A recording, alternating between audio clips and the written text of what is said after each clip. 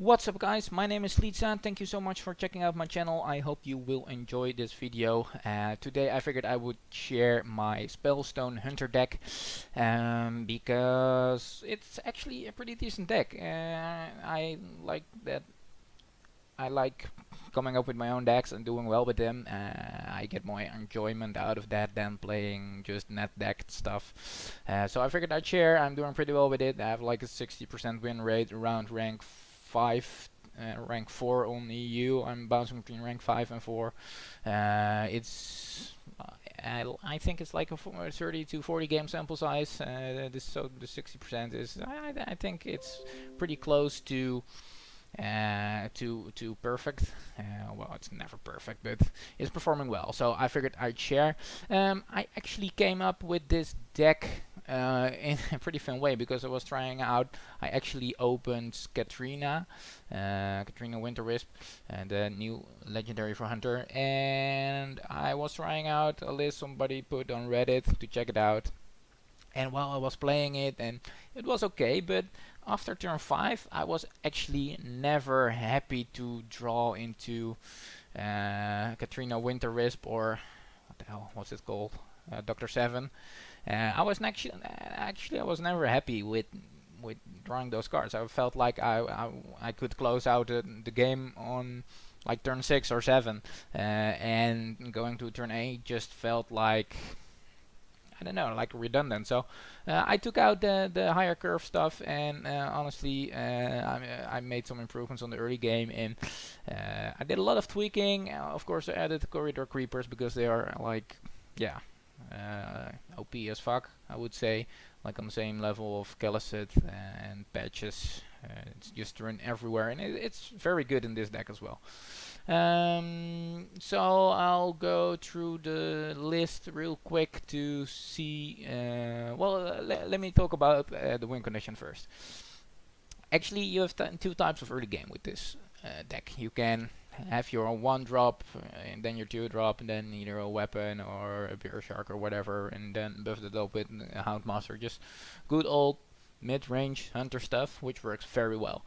But the main thing about this deck is Lesser Emerald Spellstone, because it runs quite a lot of secrets. Secrets are really effective right now. The new secret Wandering Monster is actually pretty good, and I like it because the old school mid-range hunter was pretty straightforward. That's basically why mid-range hunter always makes a comeback back at the start of a new expansion, because it's not that hard to figure out a good mid-range hunter list. So it always works well while everybody is trying out greedy decks and new cards. But the addition of secrets like this and the cat trick really came back into the meta, and cat trick is like, it really works well if they clear your board with a spell. Like you'll have a 4/2 with stealth after that, which is pretty nice. So the main win condition of this deck is you want to basically put pressure, make efficient trades in the early games, like turn 1 to turn 4 or turn 5. Turn 5 you're hoping to create a big board with Lesser Emerald Spellstone. By turn 6, 7, 8 you want to close out the game with the reach that's in the deck, in the form of Eaglehorn bows and kill commands. You can get actually quite a lot of charges from the Eaglehorn bow, so that works nice. Unleash works really well against a lot of paladin decks. So that's basically how you pilot the deck. It's actually a little more intensive with a lot of small decisions than the classic mid-range hunter, but it plays in the same way. Build up early pressure, make efficient trades, put your opponent on the clock. Finish the game out before they get to turn 8, 9, 10, like the priest powerhouse turns and whatnot. This deck doesn't aim to go there. Initially I had Deathstalker Rexar in there, but I felt I was only using it to clear some taunts and then pushing for the win, so I took them out. I had Savannah Hymens as well, but I found them too slow. If you can play this on turn 6, you want to be closing out the game on turn 6. So that's basically the goal of the deck. Few important mulligan decisions. Some traps are amazing versus some classes. I have one copy of Snipe in there, which is really cool and actually catches a lot of people off guard. But the traps really make for a nice change. You really have to think properly about the mulligan and whether or not they will. You can't just keep a cat trick in your opening hand versus a class that won't ever proc it. I mean, if you play a cat trick on turn 2 and your opponent doesn't play a spell, then you basically did nothing. You lose too much tempo, and then you just don't win. So you need to be smart about your traps. If you have the choice between playing a Kindly Grandmother on turn 2 and an explosive trap, when you didn't draw your Lesser Emerald Spellstone, you generally play the beasts, or your 1-drop or your 2-drop. I actually got one Alley Cat in it, and I don't think it's that good. I think Dire Maul is just much better. So yeah, I got actually one flag slot, maybe two. I am running one copy of Deadly Shot, one copy of Spellbreaker. I really like Spellbreaker because there's a lot of stuff in the meta like Voidwalkers and whatnot that's worth silencing. The 4 attack body is pretty decent versus Priest, which are played a whole ton. Running one copy of Unleash the Hounds, one copy of Deadly Shot. So if you're running in an awful lot of Paladin, aggressive Paladin decks, maybe you could run a second Unleash the Hounds instead of a Deadly Shot. Although Deadly Shot isn't too bad. Maybe you could even tag in another explosive trap and take out a snipe.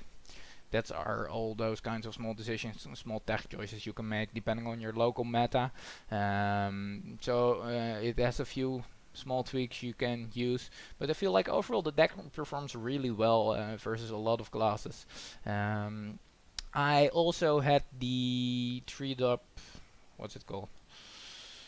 The Cloaked Huntress, but I didn't like it because Hunter does not have any card draw, so you just end up vomiting your hand. Well, you really don't want to do that with this deck. You don't have the draw to support it, and you want to be playing certain secrets on the right time. If you have board control, you're pressuring. Think about how your opponent can come back. Well, it's usually through a board clear spell. Then you want to play the cat trick, but maybe not a snipe on certain turns versus certain opponents. So really depends. It really has a lot of intricate small choices. If you like playing the old school mid-range hunter, putting your opponent on the clock, then this will suit your playstyle. It will take a while to get used to the secrets and the difference in the early game between minions or secrets and what to do when. Sometimes you want to use a kill command on the board, and sometimes you want to keep it for reach. So I think it's a really fun deck to pilot. It's really working well for me on EU. It's capable of some really cool swing turns. Kindly Grandmother works great with Corridor Creeper. So there you have it. I will post the deck list code in the description so you guys can try it out. Let me know how it goes. If you have any questions about this deck or whatever, just let me know in the comments below and I will get back to you. Thank you so much for checking this video out, and I hope you will subscribe, and I hope I will see you next time. Bye.